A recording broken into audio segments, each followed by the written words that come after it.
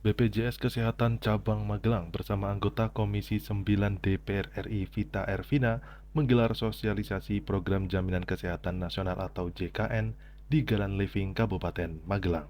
Kegiatan ini diikuti sekitar 250 warga dari Kecamatan Ngeluar sebagai upaya mendorong target 100% peserta aktif BPJS Kesehatan di Kabupaten Magelang. Data BPJS Kesehatan mencatat sekitar 98% warga Kabupaten Magelang telah terdaftar sebagai peserta BPJS Kesehatan. Namun sebagian di antaranya masih berstatus belum aktif, baik karena proses administrasi maupun penonaktifan kepesertaan. Sementara itu dari total jumlah penduduk Kabupaten Magelang yang mencapai sekitar 1,3 juta jiwa, masih terdapat sekitar 2% warga yang belum terdaftar dalam program Jaminan Kesehatan Nasional.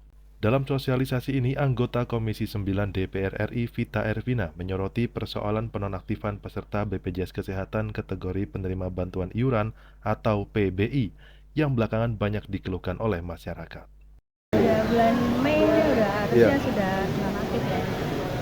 Jadi kemarin udah juga dalam pembahasan kita di Raker bersama beberapa stakeholder itu dengan Kemensos, dengan Dukcapil, dengan BPS dan juga Kemenkes dan BPJS itu kita rapat bareng bagaimana mempertanyakan 1,1 juta yang non aktif ini bisa segera aktifkan kembali karena dalam jangka 3 bulan kan janjinya pemerintah kan begitu. Tapi ternyata di lapangan kan masih banyak ternyata tidak bisa diaktifkan kembali. Ini kan sebenarnya dalam proses kita men-screening para peserta BPJS Kesehatan dari PBI ini yang masuk dalam desil 1, desil 5. Ini mungkin juga belum banyak disampaikan atau diketahui oleh masyarakat. Maka ini yang berproses.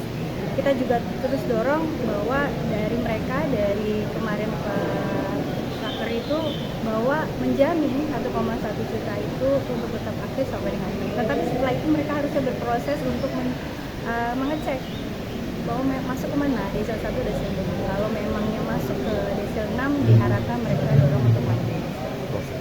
Selain itu, Vita juga menanggapi isu kenaikan iuran BPJS Kesehatan yang disebut akan berlaku pada Mei 2026.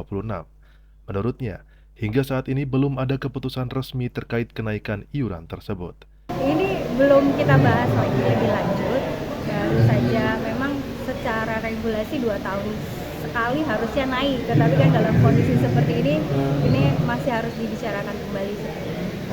Ya, mudah-mudahan ya ini buat kebaikan kita semua, karena kalau BPJS Kesehatan terus mengklaimnya over kan 110 kalau nggak salah.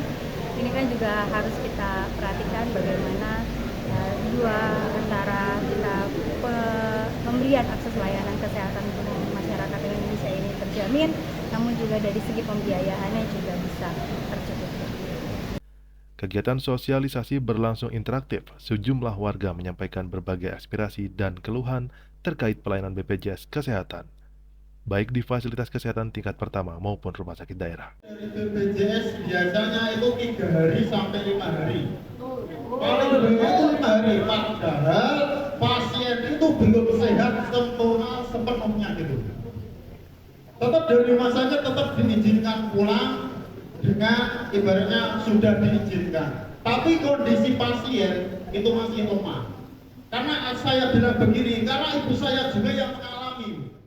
Menanggapi hal tersebut, Kepala Cabang BPJS Kesehatan Magelang Maya Susanti memastikan pihaknya membuka ruang komunikasi dan pengaduan bagi masyarakat pengguna BPJS Kesehatan. Ya, kita tidak bisa memungkiri ya. Keluhan bisa terjadi karena memang kondisi dan ketidaktahuan peserta juga sangat mungkin terjadi. Tetapi kondisi lain benar-benar mungkin peserta tidak mendapatkan pelayanan yang sesungguhnya gitu ya. Tetapi tadi sudah disampaikan oleh Pak Desi bahwa segala macam bentuk keluhan termasuk permintaan informasi kita sudah siapkan petugas. Ya, kita wilayahnya kan ada Kabupaten Kota Magelang, Wonosobo dan Temanggung.